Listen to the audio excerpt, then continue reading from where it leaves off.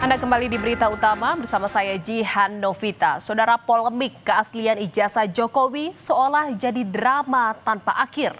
Bahkan kasusnya tidak juga tuntas hingga tahun berganti. Meski gelar perkara khusus telah dilakukan, ketidakpercayaan sebagian kelompok tetap memicu babak baru dalam sengketa hukum di awal Januari 2026. Belakangan, kasus ini kian melebar. Partai Demokrat meradang. Sang Ketua Majelis Tinggi Susilo Bambang Yudhoyono disenggol berada di balik tudingan ijazah palsu Jokowi. Pak SBY cukup terganggu dengan isu ini karena tidak benar yang disebutkan bahwa Pak SBY berada di balik isu ijazah palsu ini.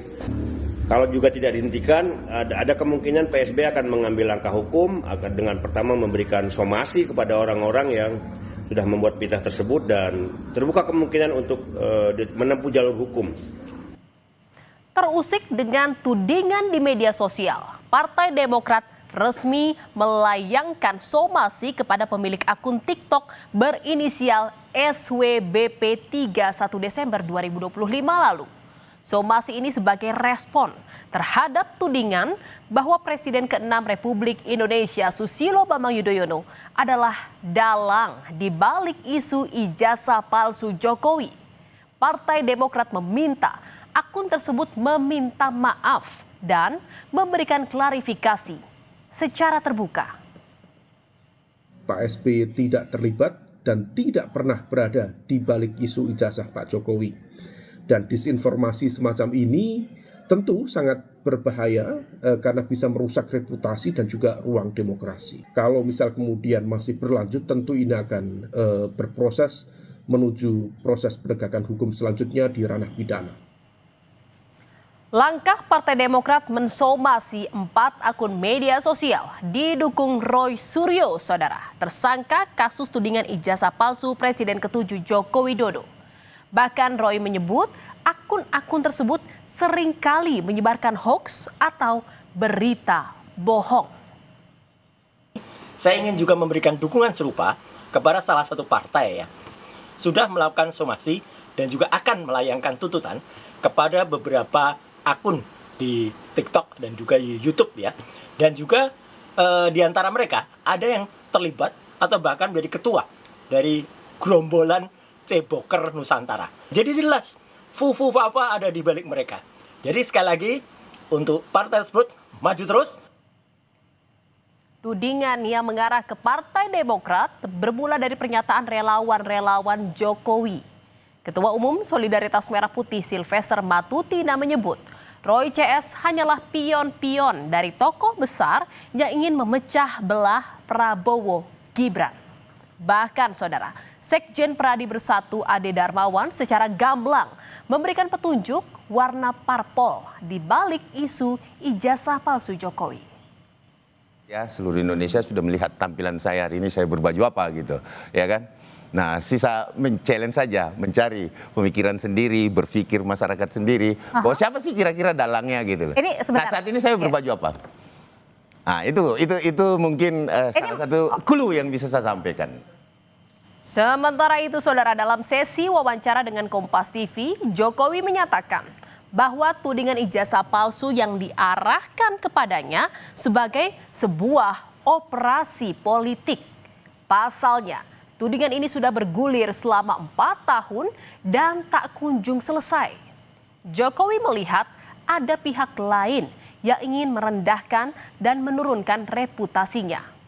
Bahkan Jokowi pun tak membantah ada agenda dan orang besar di balik tudingan ijazah palsu terhadap dirinya.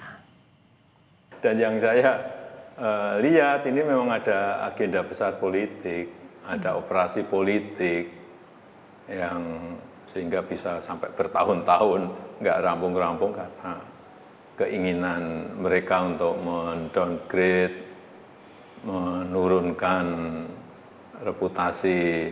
Masih yakin dengan pernyataan Bapak sebelumnya ada agenda besar dan ada orang besar di balik kasus ijazah? Saya pastikan, iya. Saudara, somasi tak digubris, Partai Demokrat akhirnya melaporkan 4 akun media sosial yang menuduh Susilo Bambang Yudhoyono terlibat isu ijazah Jokowi ke Polda Metro Jaya. Laporan dilayangkan 5 Januari lalu atas dugaan tindak pidana penyebaran berita bohong. 4 akun media sosial yang dilaporkan adalah kanal YouTube @agrifanani, Bang Boy, dan Kajian Online, serta TikTok Sudiro Wibudius MP. Laporan disertai dengan bukti-bukti pendukung. Saudara, kasus tudingan ijazah palsu Jokowi pun kian melebar. Setelah Partai Demokrat, giliran Roy Suryo melaporkan 7 orang pendukung Jokowi atas dugaan pencemaran nama baik ke Polda Metro Jaya. Roy membagi laporan dalam 2 klaster, yakni tuduhan ijazah palsu miliknya serta tuduhan keterlibatan dalam korupsi Hambalang. Menurut Roy, tuduhan-tuduhan yang disebar melalui media sosial itu tidak memiliki dasar. Dan saya telah melaporkan 7 orang. 7 orang itu ada rincinya, tapi yang dalam laporan ini memang disebut dan kawan-kawan. Para pendukung Joko Widodo itu kemudian membalik begitu saja, mengatakan ijazah saya palsu. Ada yang mengatakan ijazah S1 saya palsu, ada yang mengatakan ijazah S2 dan S3-nya juga palsu. Dan nanti saya akan... Di tengah panasnya situasi, saudara, gebrakan baru dilakukan Egy Sujana dan Damai Hari Lubis, 2 tersangka pencemaran nama baik Jokowi. Keduanya justru sowan ke rumah Jokowi. Pertemuan yang dilakukan di Solo, Jawa Tengah itu berlangsung tertutup. Soal sikap Egy ini sebelumnya sudah pernah diungkap oleh kuasa hukum Egy Sujana pasca gelar perkara khusus. Saat itu, polisi menunjukkan ijazah Jokowi pada para tersangka. Saya kaget. Semua saya lihat asli. Asli ijazah ya. Kalau asli itu punya Pak Jokowi, itu nggak urusan saya. Karena saya nggak mampu membandingkan dengan yang lain. Menurut pihak kepolisian itu asli, bagi saya itu asli. Karena selama ini yang beredar kan fotokopi. Ya namanya ada orang yang mau minta maaf tentu kita terima ya, masa nggak terima. Tapi kalau ada pelanggaran hukum saya pikir itu masalah yang tetap harus diperhatikan. Agar ada kepastian ya, bukan untuk Pak Jokowi saja tapi untuk seluruh orang di Indonesia agar tidak dengan semena-mena bisa dicederai. Dalam dialog program Sama Malam, Roy Suryo memberikan tanggapan terkait pertemuan Egy Sujana dan Damai Hari Lubis dengan Jokowi. Menurut Roy, Egy tidak bersikap sebagai pejuang. Roy menegaskan sejak awal dirinya dan Egy memang tidak berada dalam satu naungan kuasa hukum yang sama.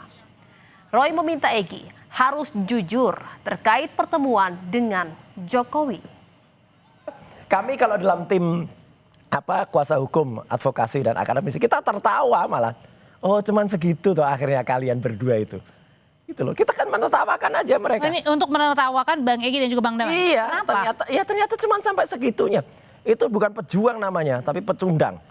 Untuk baiknya, Egy harus menerima telepon dari redaksi. Jadi udah pecah dong nih kongsinya. Kenapa? Kongsinya udah pecah. Dari dulu memang kami nggak pernah saya tidak pernah bersama-sama dengan Egy dalam satu kuasa hukum, nggak ada. Egy harus jujur.